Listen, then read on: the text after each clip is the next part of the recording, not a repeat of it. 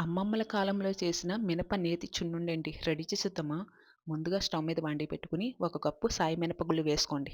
దీంట్లోకి అదే కప్పుతోటి ఒక కప్పు నల్ల మినుములండి అవి కూడా వేసుకున్న తర్వాత స్టవ్‌ని సిమ్‌లో పెట్టుకొని నిదానంగా ఫ్రై చేసుకోండి.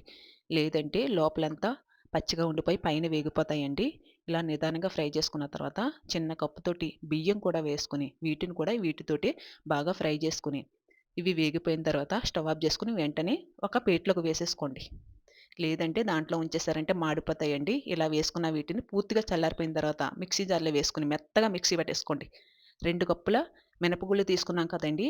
అదే కప్పుతోటి కప్పున్నర బెల్లం వేసుకొని, కొద్దిగా యాలకుల పొడి వేసుకొని ఇంకొకసారి మెత్తగా మిక్సీ పట్టుకొని ఒక ప్లేట్‌లోకి వేసుకోండి. ఒక కప్పు నెయ్యి వేసుకోవాలండి. కొద్ది కొద్దిగా వేసుకొని మొత్తం అంతా ఇలా కలిపేసుకున్న తర్వాత మనకు నచ్చిన సైజులో ఇలా లడ్డూలా చుట్టేసుకోండి. అంతేనండి. ఎంతో టేస్టీగా అమ్మమ్మల కాలంలో చేసిన మినప నేతి చున్నుండండి రెడీగా ఉంది. బొంబాయి రవ్వ కొబ్బరితో లడ్డు చేసేద్దామా?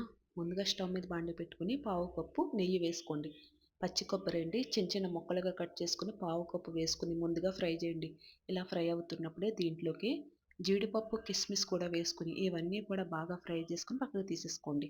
ఇదే బాండీలోకి పచ్చి కొబ్బరి అండి 2 కప్పులు వేసుకుని ఈ నెయ్యిలో పచ్చి వాసన పోయేదాకా బాగా ఫ్రై చేయండి. ఇలా ఫ్రై అవుతున్న కొబ్బరిలోకి 2 కప్పుల బొంబాయి రవ్వ కూడా వేసుకుని ఇంకొక 2 స్పూన్ల నెయ్యి కూడా వేసుకుని నెయ్యి, కొబ్బరి కూడా ఇలా ఎర్రగా మారేదాకా ఫ్రై చేసుకుని పక్కకు తీసేసుకోండి. మళ్ళీ స్టవ్ మీద బాండీ పెట్టుకుని రవ్వ, కొబ్బరి కూడా 4 కప్పులు తీసుకున్నాం కదండీ! కప్పున్నర పంచదార, పావు కప్పు వాటర్ వేసుకుని పంచదార కరిగి తీగ పాకం వస్తే సరిపోద్దండి. దీంట్లోకి యాలకుల పొడి కూడా అర స్పూన్ వేసుకుని ఇలా తీగ పాకం వచ్చిన తర్వాత ఫ్రై చేసిన రవ్వ, కొబ్బరి, డ్రై ఫ్రూట్స్ కూడా వేసేసుకుని పాకాన్ని రవ్వ బాగా పీల్చేదాకా ఇలా దగ్గర పడే వరకు కలుపుతూ ఉండండి. ఇలా దగ్గర పడిపోయిన తర్వాత స్టవ్ ఆఫ్ చేసుకొని పక్కన పెట్టేసుకోండి.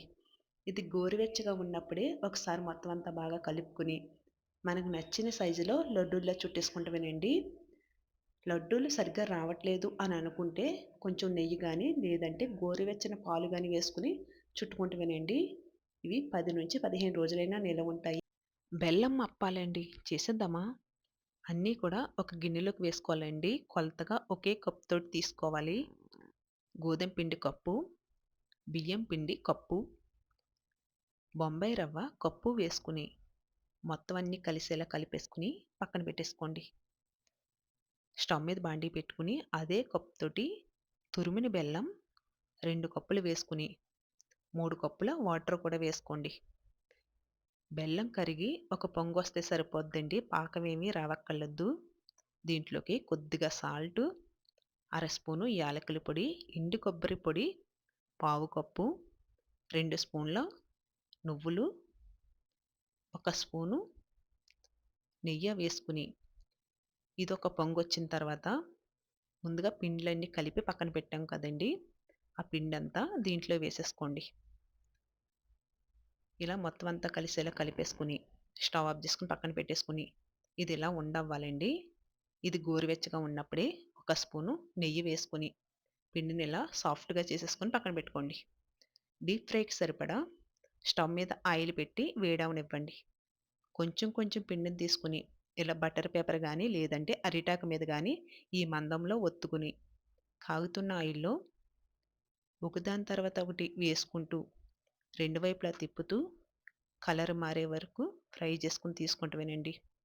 ఇది ఫ్రై అయిపోయాక తీసే ముందు ఎగస్ట్రా ఆయిల్ ఏమన్నా ఉంది అని అనుకుంటే గరిటెతో ఇలా ఒత్తారంటే ఎగస్ట్రా ఆయిల్ అంతా కిందకొచ్చేస్తదండి. మొత్తం అన్నీ ఇలా రెడీ చేసుకొని తీసుకుంటమే. అంతేనండి.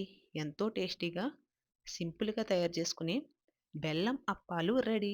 ఈ వీడియో నచ్చితే గనక లైక్ చేసేయండి. ఇట్లు మీ గోదావరి అమ్మ ఛానల్‌ని సబ్స్క్రైబ్ చేసుకోండి.